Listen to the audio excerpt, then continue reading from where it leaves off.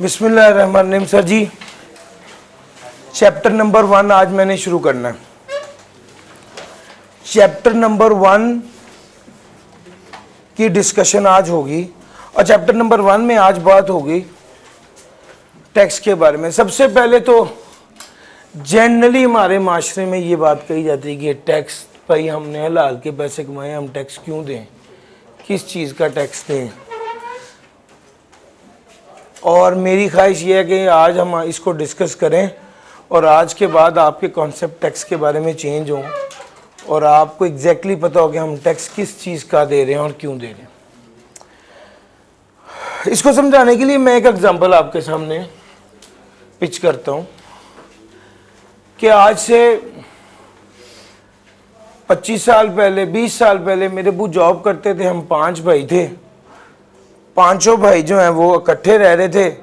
घर का खर्चा सारा मेरे अब्बू चला रहे थे। अल्लाह का शुक्र है, सब चीज़ें सेट थी। तकरीबन 5 साल पहले मेरे अब्बू रिटायर हो गए।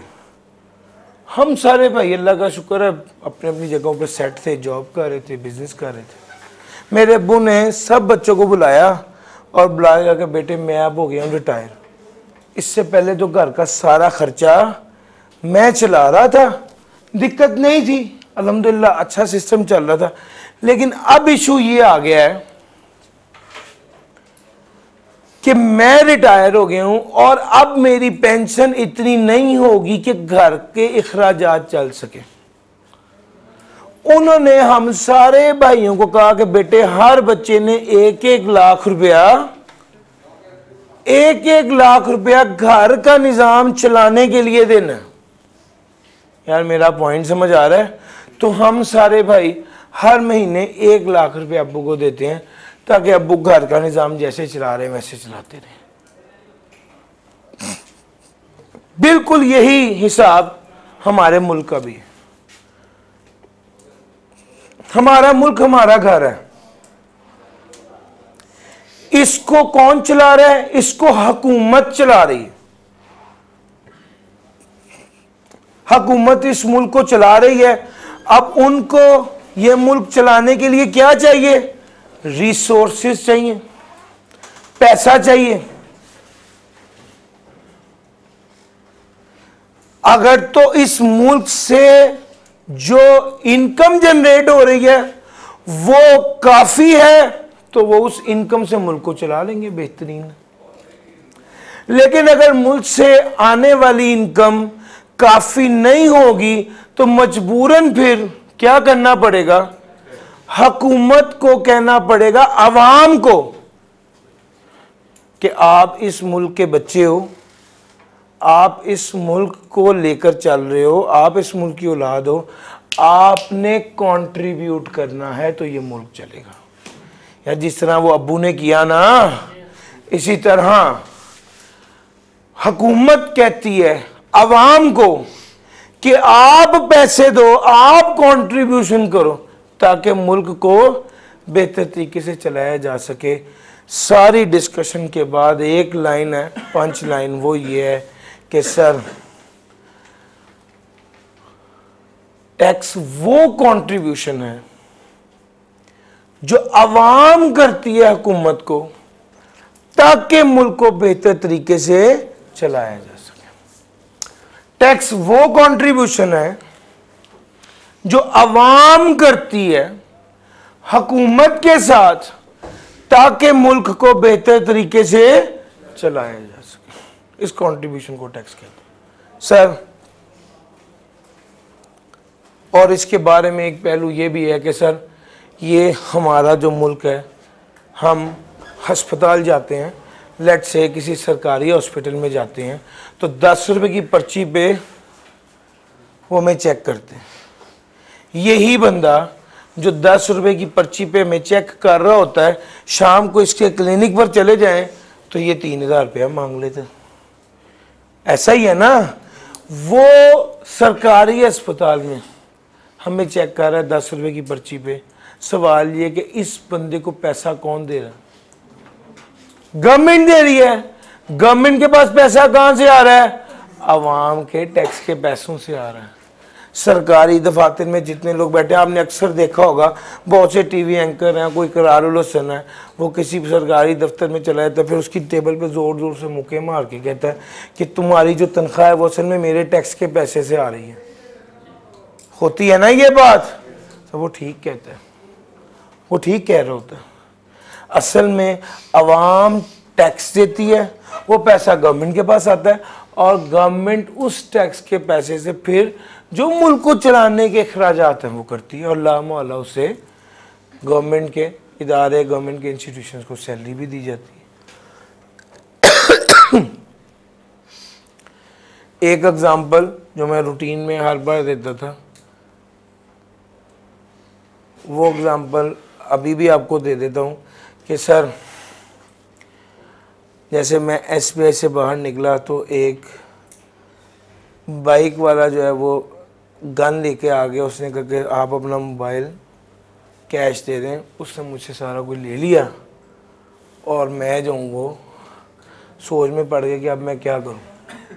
फिर मैंने सोचा 15 पे फ़ोन करना चाहिए। वो फ़ोन लेगा, वो फ़ोन तो वो ले गया जिसने सारा कुछ किया, फ़ोन तो वो ले गया। अब क्या करें, मैं वापस SBI के अंदर आया, SBI के अंदर आके लैंडलाइन से फ़ोन किया। 15 मिनट में एक गाड़ी आ गई, उसमें 2 पुलिस के लोग भी थे। उन्होंने सारा पूछा, वाकया पूछा और FIR दर्ज की। सर वो जो लोग आए थे उनने कोई पैसे नहीं लिए, लेकिन सवाल ये है कि वो जिस गाड़ी पे आए थे क्या उसका फ्यूल खर्च हुआ या नहीं हुआ। वो जो लोग आए थे क्या वो सैलरी लेते हैं या नहीं लेते हैं। ये जो सैलरी ले रहे हैं और वो जो फ्यूल लग रहा है, मुझसे तो उन्होंने कोई पैसे नहीं लिए। ये पैसा उन्हें कहाँ से मिलता है? गवर्नमेंट से। गवर्नमेंट के पास पैसा कहाँ से आ रहा है? आवाम के टैक्स से। मेरा पॉइंट पिक कर रहे हैं, गर्ज ये कि गवर्नमेंट ने मुल्क को चलाने के लिए इखराजात करने हैं। अगर उसके पास पैसे नहीं होंगे तो वो पैसे कहां से लेगा? गवर्नमेंट वो पैसे अवाम से लेगी ताकि मुल्क को चलाने के लिए खर्चे किए जा सकें। और अवाम जो कंट्रीब्यूट करती है उसे क्या कहते हैं? अवाम जो कंट्रीब्यूशन करती है हुकूमत को ताकि मुल्क को बेहतर तरीके से चलाया जा सके, इस कंट्रीब्यूशन को क्या कहा जाता है? टैक्स कहा जाता है। सर जी पॉइंट पिक करके आ जाएं। It is the process by which the government through it's law making body raises revenue in order to use it for the expenses of the government। Sir ये तो वो process है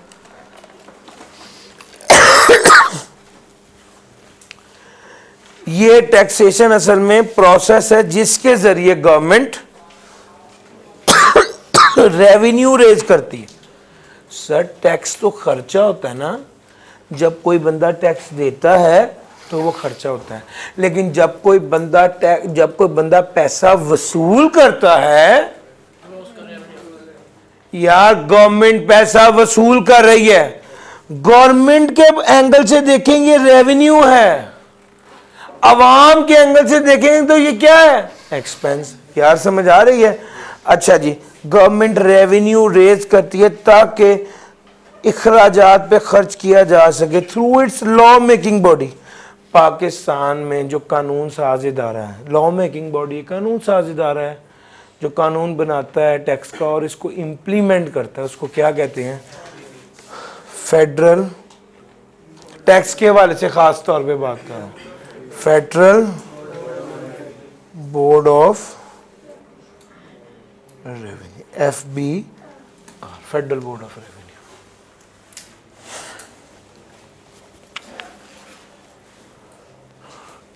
तो भाईजान ये वो प्रोसेस है।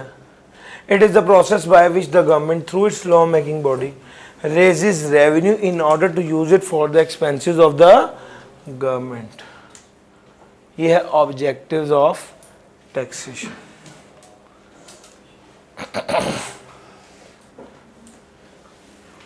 अच्छा जनाब, टैक्स क्या है ये आपको मैंने बता दिया। टैक्स लागू करने का मकसद क्या है? सर जी मेजर मकसद रेवेन्यू कलेक्शन। मेजर पर्पस क्या है रेवेन्यू कलेक्शन, लेकिन प्राइमरी रेवेन्यू यील्डिंग टूल है, रेवेन्यू हासिल करने का टूल है क्या? टैक्स। हाँ, कलेक्शन ऑफ रेवेन्यू एक मकसद है, एक है to use as a tool for implementation of policies. अगला मकसद क्या है? Implementation of policies. अच्छा जी, इंप्लीमेंटेशन ऑफ पॉलिसीज का क्या मतलब है सर?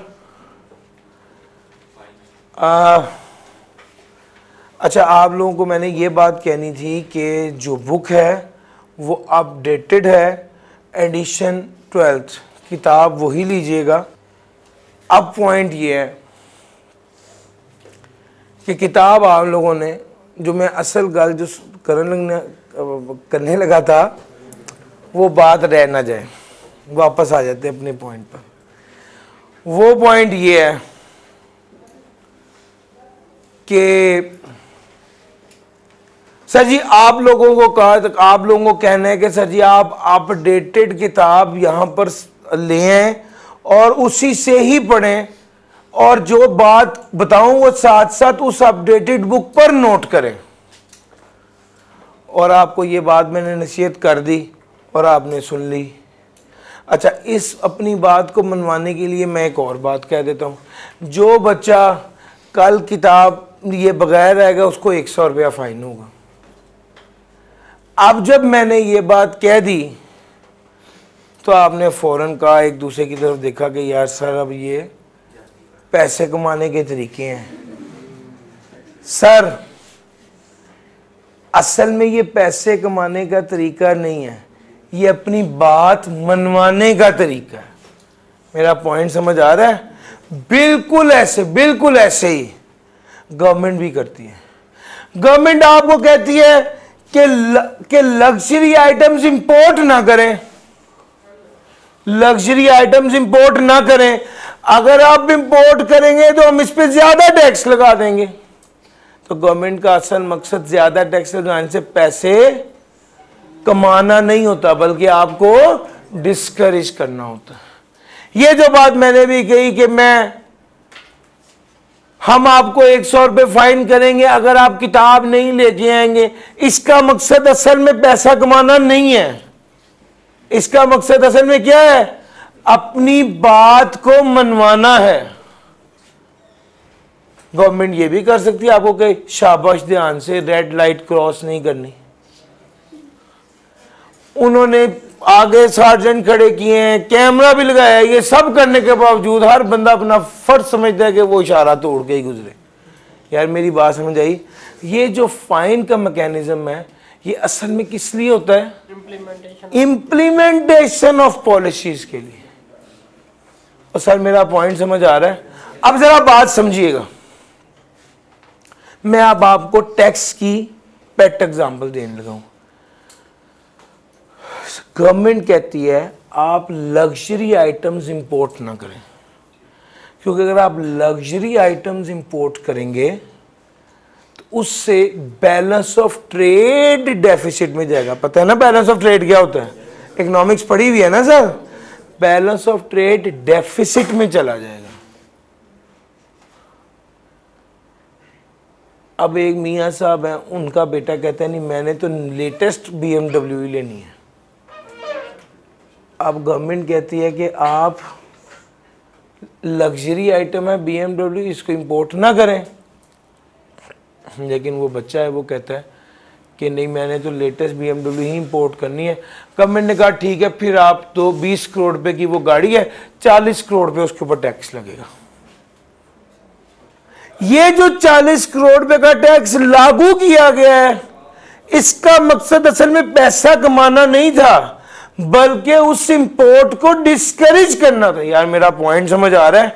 असल में हम ये चाहते हैं कि पॉलिसीज पर इंप्लीमेंट किया जाए, अमल दरामद किया जाए, और टैक्स को हम टूल के तौर पे इस्तेमाल करते हैं।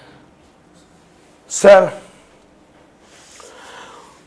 FBI वालों ने कहा 20 करोड़ की गाड़ी पर 40 करोड़ रुपया टैक्स लगेगा। वो मियाँ साहब थे, उनके बेटे ने कहा चलें ठीक है कोई बात नहीं देंगे। उन्होंने 60 करोड़ रुपए देकर गाड़ी मंगवा ली। 20 करोड़ की गाड़ी 40 करोड़ पे टैक्स की। जो 40 करोड़ का पैसा गवर्नमेंट के पास इकट्ठा हुआ, गवर्नमेंट ने ये ऑरेंज ट्रेन पर लगा दिया। किस पर लगा दिया? अब आप गौर करें कि अमीर आदमी पर टैक्स लगा रहे हैं और गरीब आदमी पर खर्च कर रहे हो। भाई मेरी बात पिक कर रहे हो? टैक्स लगाने का एक मकसद होता है फेयर डिस्ट्रीब्यूशन ऑफ वेल्थ। अमीर पे टैक्स लागू करके गरीब पर खर्च कर देना, अपनी बात मनवाना।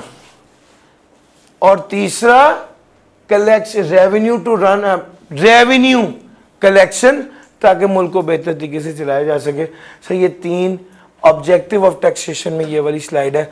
जल्दी से एक बार पिछली और ये वाली स्लाइड रीड कर लीजिए, फिर मैं आगे चलता हूँ। सर जी आगे चलते हैं, अगली बात करते हैं। अच्छा रेवेन्यू तो मेजर बात है ना, रेवेन्यू तो असल मकसद है। उसके अलावा नॉन रेवेन्यू ऑब्जेक्टिव्स क्या हैं?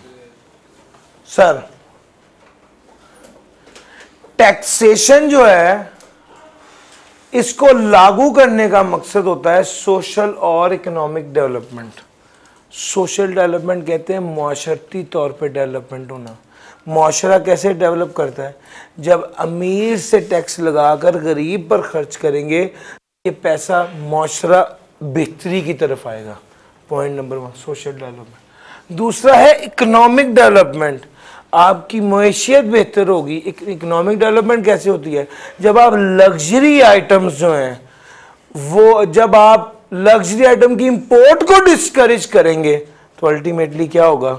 उससे इकोनॉमी डेवलप होगी। सोशल एंड इकोनॉमिक डेवलपमेंट की मैंने एक एग्जांपल दे दी। वो कहता है टैक्स को लागू किया जाता है ताकि ये वाला ऑब्जेक्टिव्स जो आपके नेशनल ऑब्जेक्टिव है सोशल एंड इकोनॉमिक डेवलपमेंट का, उसको पूरा किया जा सके। वो कैसे किया जाता है? पॉइंट नंबर 1, सर हम टैक्स को टूल के तौर पे इस्तेमाल करते हैं। हम टैक्स को टूल के तौर पे इस्तेमाल करते हैं ताकि कमज़ोर एंटरप्राइजेस को स्ट्रेंथन किया जा सके। कमज़ोर एंटरप्राइज को स्ट्रेंथन किया जा सके। एग्जांपल लीजिए सर जी, वो इसकी एग्जांपल ये है कि अभी कोविड गुजरा है, सारी टेक्सटाइल मिल वालों ने मीटिंग की और उन्होंने कहा हम अपनी फैक्ट्रियां बंद करने लगे हैं। अब अगर सारे टेक्सटाइल वाले अपनी फैक्ट्रियां बंद कर दें तो क्या होगा? सर जी 10 लाख बंदा बेरोजगार हो जाएगा, फिर मुल्क में मसाइल बढ़ जाएंगे। गवर्नमेंट ने कहा हम आपको अगले 5 साल का टैक्स माफ कर देंगे, आप अपनी फैक्ट्री को बंद ना करें। यस, गवर्नमेंट ने क्या किया? वीक एंटरप्राइजेस को स्ट्रेंथन कर दिया। गवर्नमेंट ने वीक एंटरप्राइजेस को स्ट्रेंथन कर दिया। कैसे? टैक्स माफ करके। तो आपने देखा टैक्स को कैसे, टैक्स के हरबे को इस्तेमाल किया है ताकि वीक एंटरप्राइज को स्ट्रेंथन किया जाए। सर ये पहला पॉइंट। दूसरा, to protect local industries against foreign competition by increasing local import tax. Local industries को प्रोटेक्ट करना, लोकल इंडस्ट्रीज को प्रोटेक्ट करना अगेंस्ट फॉरेन कंपटीशन। सर जी ये मार्कर मार्केट में, ये डॉलर कंपनी का मार्कर है, मार्केट में ये 100 रुपये का बिकता है। हमने क्या किया? ये मार्कर पकड़ा और चाइना चले गए। चाइना में जाकर कहा बिल्कुल ऐसा ही मार्कर बना दें, कितने का मिलेगा? उसने कहा 40 रुपये का। 40 का मार्कर खरीद के यहाँ पर 50 रुपये का बेच दें और जो यहाँ पर मौजूदा डॉलर कंपनी है उसकी फैक्ट्री बंद हो जाए तो क्या मुल्क को फायदा ही या नुकसान है? नुकसान है। हमें क्या करना चाहिए? जो बंदा बाहर से ये वाला मार्कर 40 का इंपोर्ट कर रहा है उस पर 80 रुपये का टैक्स लगा दो ताकि अपनी इंडस्ट्री को प्रोटेक्ट करो। तो हमने टैक्स के टूल को इस्तेमाल किया कि जो बंदा बाहर से चीज इंपोर्ट करेगा हम उस पर ज्यादा हैवी टैक्सेस लगा देंगे ताकि हमारी अपनी इंडस्ट्री की प्रोडक्ट बिके और वो महंगी ना हो जाए। सर कुछ अर्सा पहले जापानीज गाड़ियां इतनी ज्यादा हो गई थी रोड्स पर कि सुजुकी वाले, होंडा वाले जिनके यहां पर प्लांट्स हैं, वो लोग डर गए थे, वो कहते हम जा रहे हैं। तो फिर इन्होंने क्या किया था, जापानीज गाड़ी पे टैक्स डबल कर दिए थे ताकि अपनी लोकल इंडस्ट्री बच जाए, प्रोटेक्ट हो जाए। To protect local industry against foreign competition by increasing local import tax. तीसरी बात,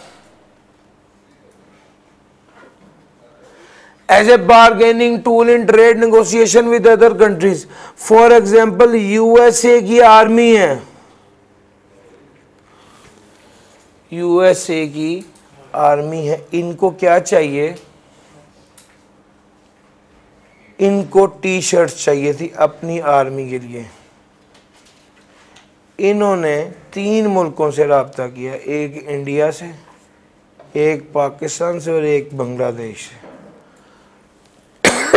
इंडिया ने कहा हम 200 रुपये की एक टी शर्ट देंगे, पाकिस्तान ने कहा हम 180 की देंगे, बांग्लादेश ने कहा हम 170 की देंगे। आप बताइए अगर क्वालिटी सेम है तो कौन बिड विन कर जाएगा? बांग्लादेश विन कर जाएगा, जो सस्ता बेच रहा है वो जीत जाएगा। फिर क्या होगा? फिर पाकिस्तान को ऑर्डर नहीं मिलेगा। पाकिस्तानी टेक्सटाइल मिल वाला बंदा गवर्नमेंट को कहता है अगर आप हमें 15 रुपए का टैक्स माफ कर दें तो हम ये बिड विन कर जाएंगे। गवर्नमेंट ने इसको 15 का टैक्स माफ किया, पाकिस्तान ने बिड की 165 की, पाकिस्तान ये बिड और ऑर्डर विन कर गया। और सर जी मेरा पॉइंट समझ आ रहा है? सो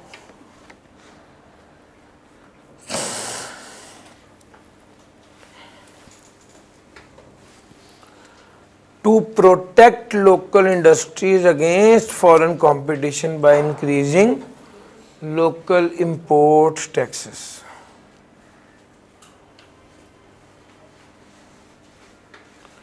As a bargaining tool in trade negotiation with other countries. जब दूसरे कंट्रीज के साथ नेगोशिएशन थी तो हमने टैक्स को बार्गेनिंग टूल के तौर पे इस्तेमाल किया। To counter the effect of inflation, ये अगला पार्ट है। Counter the effect of inflation के क्या मतलब है? सर जी एक आइटम है 100 रुपए की, इस पे 18 रुपए का टैक्स लगता है, मार्केट में बिकती है 118 रुपए की। अब हुआ ये कि इसकी कीमत बढ़ के 110 हो गई, 18% के हिसाब से जो टैक्स लगा वो 19.8 है। तो ये कितने का बना? 129.8 का। यार मेरी बात समझ आ रही है? 118 और ये 129। अब असल में ये चल रहा है, मार्केट में रेट बढ़ने की वजह से, मार्केट में रेट बढ़ने की वजह से ये हुआ। अब गवर्नमेंट कहती है कि ये मार्केट में रेट बढ़ गए, इन्फ्लेशन हो गई, इसका इफेक्ट खत्म कैसे कर सकते हो? वो कहता है अच्छा रेट तो बढ़ गया, आप क्या करो, जितनी अमाउंट से रेट बढ़ा है इतनी अमाउंट से टैक्स कम कर दो, लेकिन अवाम के लिए कीमत 118 ही रखो। वो मेरा पॉइंट समझ आ रहा है? अब उसने किया असल में ये है कि टैक्स को एज ए टूल इस्तेमाल किया है, जितनी से कीमत बढ़ी है उतने से टैक्स कम कर दिए। सर मेरा पॉइंट समझ आ रहा है? इसको कहते हैं counter the effect of inflation. Non revenue objectives में ये 4 बुलेट्स हैं, जल्दी से रीड कर लीजिए फिर मैं आगे चलता हूं। सर अगली बात आ गई, to reduce inequalities in the distribution of wealth.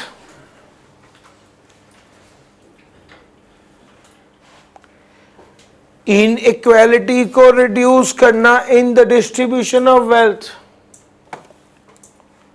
Wealth कहते हैं दौलत को। Sir fair distribution of wealth कह लूँ या इनइक्वालिटीज को रिड्यूस करना, बात एक ही है। इसका मकसद नॉन रेवेन्यू ऑब्जेक्टिव का क्या है? अमीर से टैक्स लेना और गरीब पर खर्च कर देना। सर गवर्नमेंट जिस एरिया पर चाहती है, गवर्नमेंट जिस एरिया पर चाहती है कि उसको प्रमोट करे, वहां पर टैक्स माफ कर देती है, वहां पर टैक्स खत्म कर देती है। गवर्नमेंट प्रमोट करती है साइंस को, इन्वेंशन को, फाइनेंस, एजुकेशनल एक्टिविटीज को। तो इन सारे एरियाज पर, इन सारी बातों पर टैक्स को क्या कर दिया जाता है? माफ कर दिया जाता है। To promote science and invention, finance, educational activities और maintain and improve efficiency of local forces, to implement laws which eliminate discrimination among various elements in the market। ये उससे अगला to implement laws को implement करना जो कि eliminate करते हैं discrimination among various elements in the market। Sir जी प्राइस डिस्क्रिमिनेशन पता क्या होती है? Charging different prices in different market. Lahore की मार्केट में कीमत थी 100 रुपए, मुल्तान की मार्केट में कीमत थी 110 रुपए। टैक्स 18% था, लाहौर पे लगा 18, मुल्तान में लगा 19.8। एक ही आइटम है, लाहौर में बिक रही है 118 की, मुल्तान में बिक रही है 129.8 की। ये प्राइस डिस्क्रिमिनेशन है। टैक्स कैसे प्राइस डिस्क्रिमिनेशन को खत्म करता है? वो कहते हैं आप जितना कीमत का फर्क है उतना टैक्स का फर्क डालें, लेकिन दोनों इलाकों में कीमतें क्या रखें? सेम रखें। This is elimination of price discrimination। Price discrimination को इस तरह से एलिमिनेट किया जा सकता है जहां टैक्स को एज ए टूल इस्तेमाल किया जाता है और जो कीमत का फर्क है उसको, कीमत का जो फर्क होता है उसको कैसे देखा जाता है? उसको टैक्स के जरिए ब्रिज कर दिया जाता है। जितने से कीमत ज्यादा है उतने से टैक्स कम कर देंगे।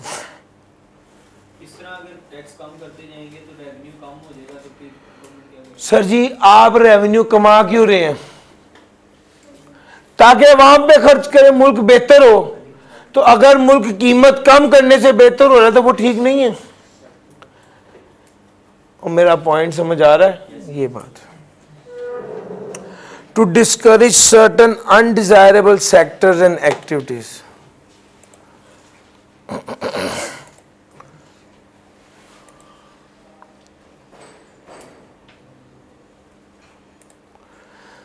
भाईजान कुछ अनडिजायरेबल सेक्टर्स और एक्टिविटीज हैं, उनको डिस्करेज करना। सर जी कौन से अनडिजायरेबल सेक्टर हैं? सिगरेट, पान, गुटखा, छालियां।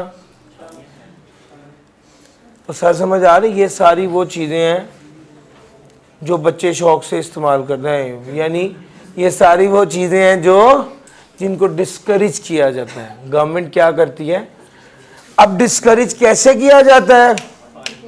टैक्स ज्यादा हो गया। अब आप देखें सिगरेट पे बहुत ज्यादा टैक्सेस हैं। मैंने खुद देखा कि ये सिगरेट 1 रुपए का होता था। बहुत ज्यादा टाइम नहीं हुआ, मेरा ख्याल शायद 15 साल पहले, क्या नहीं 15 साल पहले। देखिए 15 साल पहले बाकी जो चीज़ें, अगर कोई चीज़ 10 रुपए की थी 15 साल पहले, तो आज वो 25 रुपए की है ना, लेट से, या 30 की है। तो कोई चीज़ 1 रुपए की थी तो उसको कितने की होना चाहिए? 3 रुपए की होना चाहिए, इतने % बढ़ना चाहिए, 4 रुपए की होना चाहिए। टैक्सेस जो है वो ज़्यादा लगाए जाते हैं अनडिज़ायरेबल सेक्टर्स और एक्टिविटीज़ पे। इसमें मेनली इसकी एग्जांपल सिगरेट है या कोई ऐसी एक्टिविटी या सेक्टर्स जो गवर्नमेंट समझती है कि जो कि फ़ायदेमंद नहीं है सोसाइटी के लिए। अच्छा ये सारी बातें तो हो गई डिस्कस। अगली बड़ी अहम बात और वो है डॉक्यूमेंटेशन ऑफ इकोनॉमी, इसका क्या मतलब है? गवर्नमेंट कहती है कि जो भी ट्रांजैक्शन है वो बैंकिंग चैनल के जरिए करें ताकि उसका कोई सबूत आपके पास मौजूद हो, इकोनॉमी डॉक्यूमेंटेड हो। मैं सैलरी ले रहा हूं एसबीआई से, मैं आगे सैलरी दे रहा हूं, मैं भी कैश में लेता हूं, मैं भी आगे कैश में देता हूं, कोई इसका रिकॉर्ड ही नहीं होगा। On the other hand government कहती है अगर ये ट्रांजैक्शन बैंकिंग चैनल के जरिए हो तो जो चीज बैंकिंग चैनल के थ्रू होगी उसका प्रॉपर रिकॉर्ड सबूत मौजूद होगा। और पॉइंट समझ आ रहा है सर? ये है डॉक्यूमेंटेशन ऑफ इकोनॉमी की कॉन्सेप्ट कि इकोनॉमी डॉक्यूमेंटेड होनी चाहिए। लेकिन आगे सुनो ध्यान से, असल बात यह कि गवर्नमेंट ने कहा जो बंदा ट्रांजैक्शन बैंकिंग चैनल के जरिए नहीं करेगा टैक्स वाले उसको इनकम ट्रीट करेंगे और उस पर टैक्स लगा देंगे। अगर आप ट्रांजैक्शन बैंकिंग चैनल के जरिए नहीं करेंगे तो उसको इनकम ट्रीट किया जाएगा और उस पर टैक्स लागू कर दिया जाएगा। तो ये डॉक्यूमेंटेशन ऑफ इकोनॉमी का असल मकसद है कि ट्रांजैक्शन को बैंकिंग चैनल के जरिए एग्जीक्यूट किया जाए। अगर कोई transaction other than banking channel execute की जाएगी तो टैक्स वाले इसको इनकम ट्रीट करेंगे और उस पर टैक्स लागू कर देंगे। गवर्नमेंट कहती है रिसर्च और डेवलपमेंट को एनकरेज किया जाए। और कैसे एनकरेज करते हैं? Bye tax credit. दो टर्म्स हैं, आगे भी इस्तेमाल होनी है, एक है टैक्स क्रेडिट और एक है टैक्स क्रेडिट। क्या होता है? टैक्स में कमी। और टैक्स एग्जेम्पशन क्या होती है? माफी या छूट।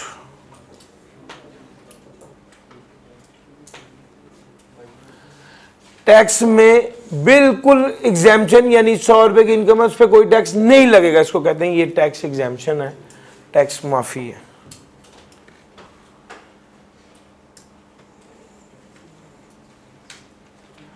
सर अगर यहां तक बात समझ गए,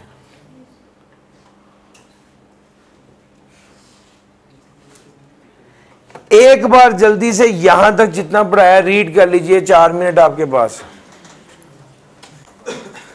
नहीं सर आगे चलते हैं।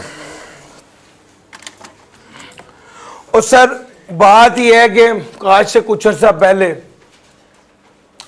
वजीर आला पंजाब जो है वो लाहौर मूव कर रहे थे, तो उन्होंने देखा कि लाहौर में धुआं भी बहुत ज़्यादा हो गया और ट्रैफिक भी बहुत ज़्यादा हो गई। उन्होंने कहा कि लाहौर में जो इतनी गंदगी फैल गई है इसका अब हल किया जाए।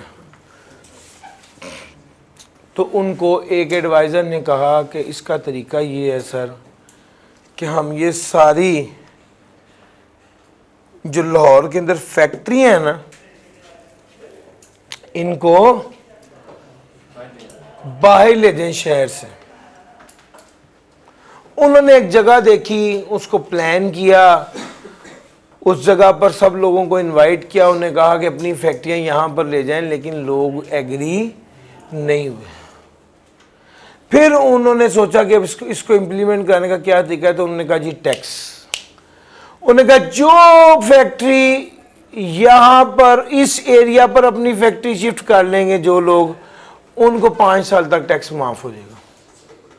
तो जब ये बात सुनी फैक्ट्री वालों ने तो क्या किया, फौरन अपनी फैक्ट्री उधर शिफ्ट कर। आज वो एरिया सुंदर इंडस्ट्रियल एस्टेट है, डेवलप हो गया। तो आपने गौर किया कि कैसे टैक्स को टूल के तौर पे इस्तेमाल किया ताकि मुल्क में डेवलपमेंट आए। अब जाहिर बात है जब फैक्ट्री उधर शिफ्ट हुई है तो वहां के लोगों को नौकरी भी मिली, मौके भी मिले तरक्की के, और ओवरऑल इकॉनमी में खुशहाली आई और अंडर डेवलप्ड एरिया डेवलप हो गया। वो कहते हैं गवर्नमेंट इसी तरह ही बिजनेसमैन को लालच देती है, टैक्स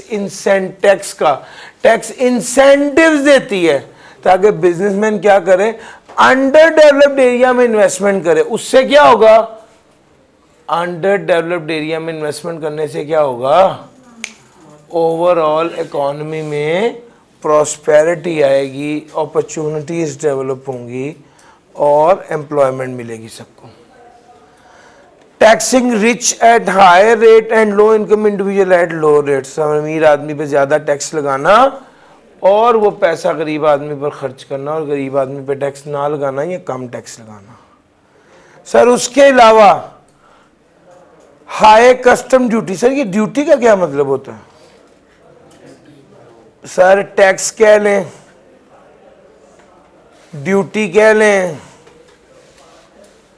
टैरिफ कह लें, लेवी कह लें, रेट कह लें, सबका एक ही मतलब है टैक्स। ये टैक्स के मुख्तलिफ नाम हैं।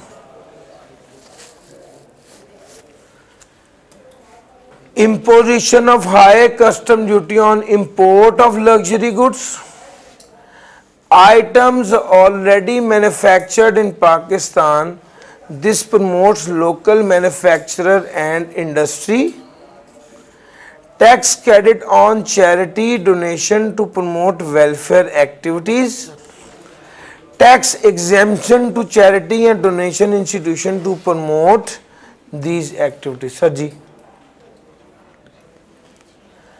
imposition of high custom duty on import of luxury items और items already manufactured in Pakistan। पहली बात तो ये है, आपको भी थोड़ी देर पहले BMW की एग्जांपल दी थी, yes और no। तो भाई लग्जरी आइटम को इंपोर्ट करेंगे तो कस्टम ड्यूटी क्या टैक्स क्या लगेगा?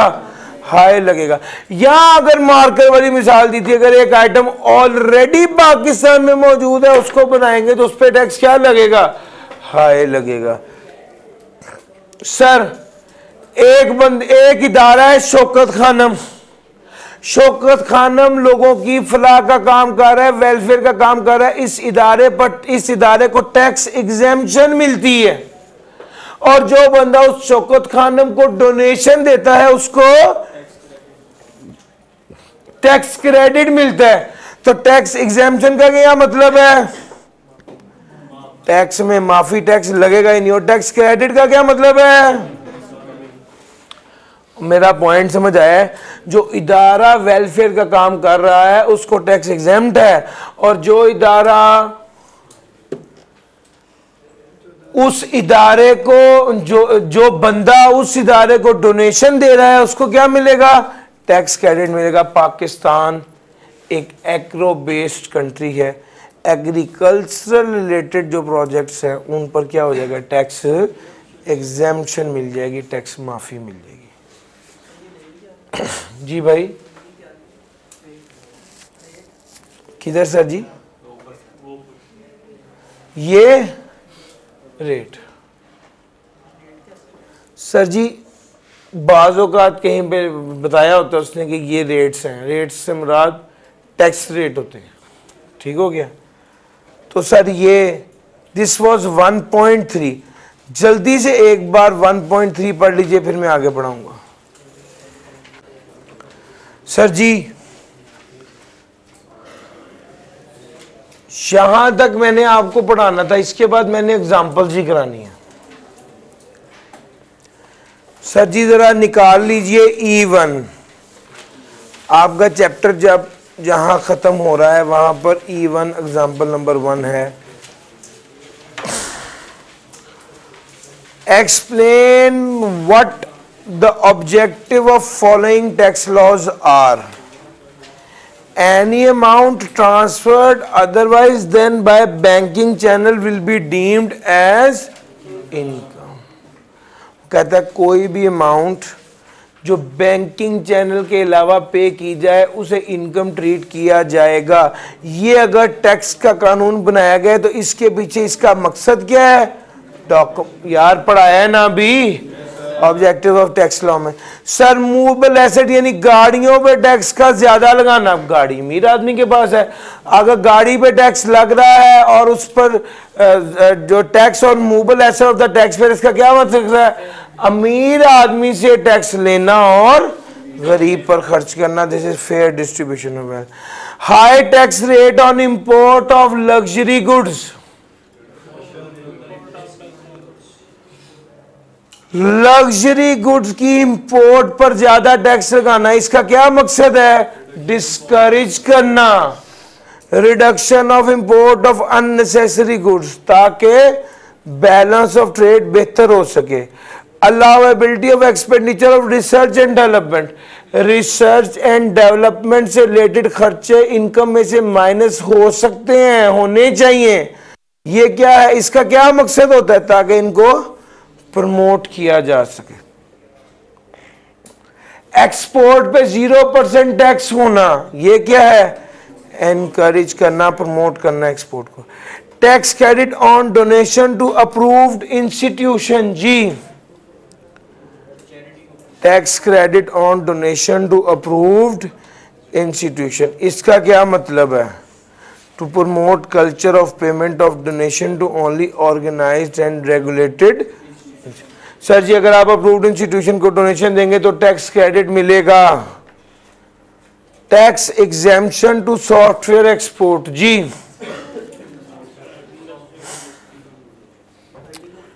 Promote software. सर जी सॉफ्टवेयर एक्सपोर्ट को आप अगर टैक्स एग्जेम्पशन दे रहे हैं तो इसका क्या मतलब है, उसको क्या कर रहे हैं, एनकरेज कर रहे हैं।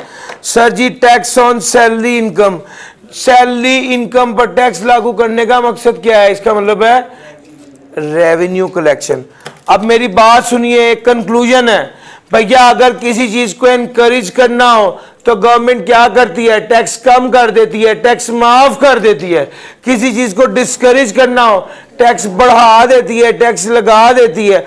और अगर ये दोनों बातें ना हो तो कम जो क्लैरिटी से चीजें आपको समझ आ रही, जो आपको पढ़ाई हैं, डेवलपमेंट ऑफ द इकोनॉमी है, अपनी इंडस्ट्री को प्रोटेक्ट करना है, इन्फ्लेशन के इफेक्ट को काउंटर करना है, प्राइस डिस्क्रिमिनेशन को करना है, अगर ये सारे पहलू में से कोई भी अप्लाई ना हो तो आखिर में रेवेन्यू कलेक्शन तो है ही है।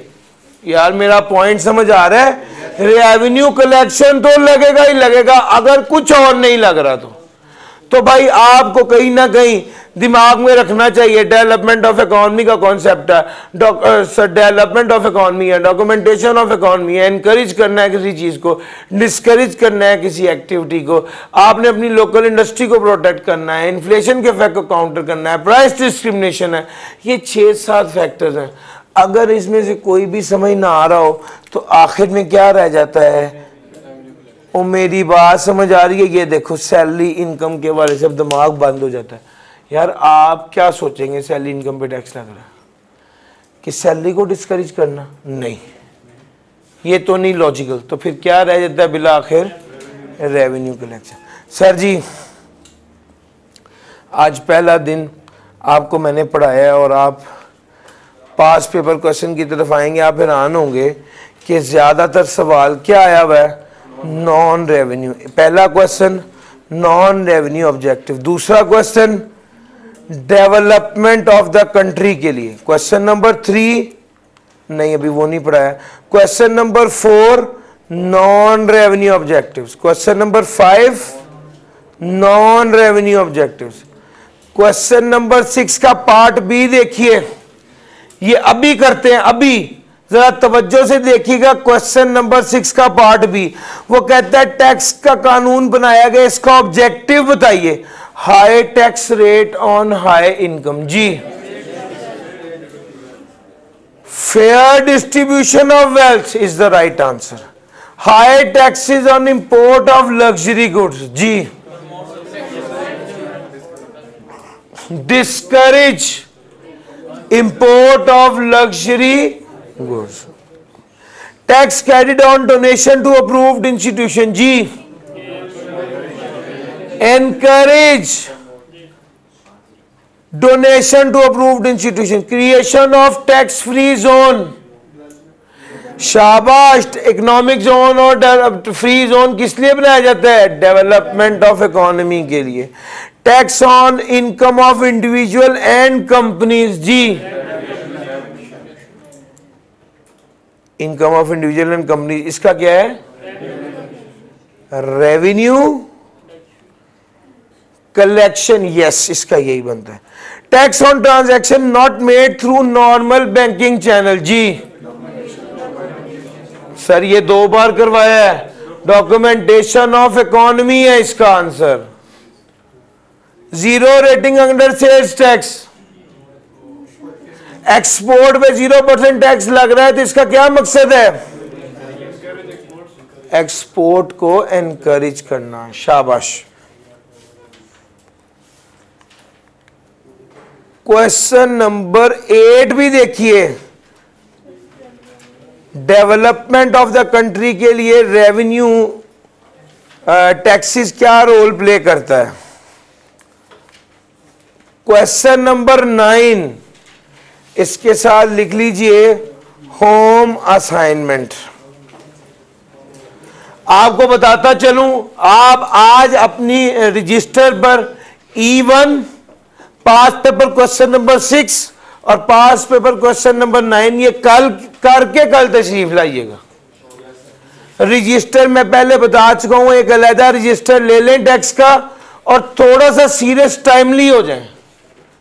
आखिरी महीने में जिसने नहीं भी पास होना था वो भी सीरियस होता है, लेकिन जो टाइमली सीरियस होता है, जो शुरू से सीरियस है, उसने पास होना होता है। आखिर में जब बिल्कुल कुछ नहीं होता तब भी बंदा आखिर में सीरियस हो ही जाता है, उस सीरियसनेस से सिर्फ पछतावा ही मिलता है।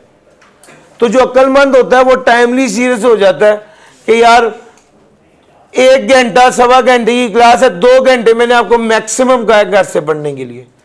ये 3 घंटे अगर आप नहीं निकाल सकते एक सब्जेक्ट के लिए तो फिर आप ये छोड़ दें कि आप जिंदगी में कुछ भी कर सकते हैं। तो भाई आप रजिस्टर टाइमली लीजिए, किताब लीजिए, साथ के साथ रोज का काम रोज करें।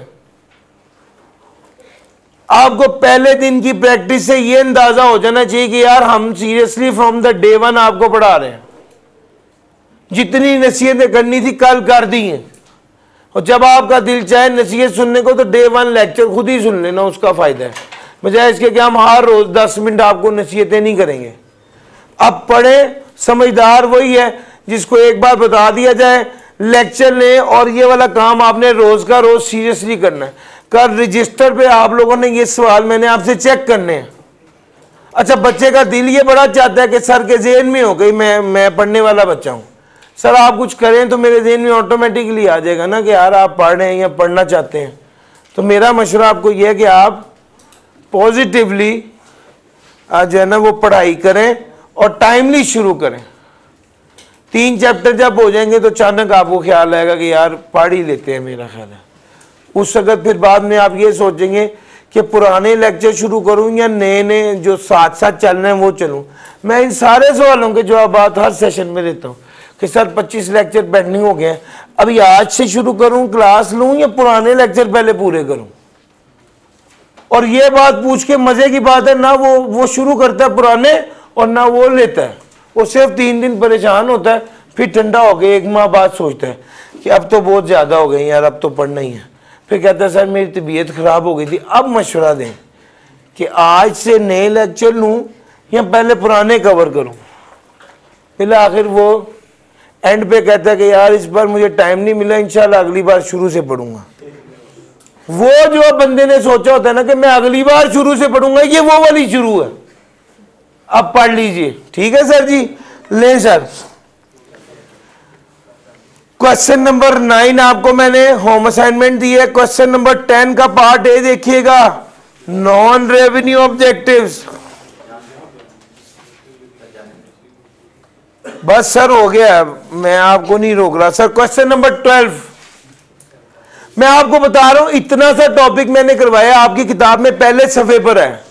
मैंने बहुत ज्यादा नहीं पढ़ाया, लेकिन ये इतना इंपॉर्टेंट है कि 13 में से तकरीबन 7 से 8 सवालों में ये वाला क्वेश्चन पूछा हुआ है। क्वेश्चन नंबर 12 क्या है? Identify 4 veg by which the taxes can be used in companies development beyond mayor revenue collection. फिर वही बात है, कंट्री की डेवलपमेंट के लिए जो टैक्स रोल प्ले करता है। आप गौर कीजिए, इंपॉर्टेंट है, स्प्रिंग 24 में आया हुआ, कोई बहुत पुराना सवाल नहीं है। मुझे लगता है कि आपको इस सारी पढ़ने से ये बात समझ आ गई कि आज का जो लेक्चर था ये इम्पोर्टेंट था। आपने इसको आज के आज में तैयार करना है और रजिस्टर पे ये वाले सवाल करने हैं। आज के लिए इतना ही था। थैंक यू जी, अल्लाह हाफिज़।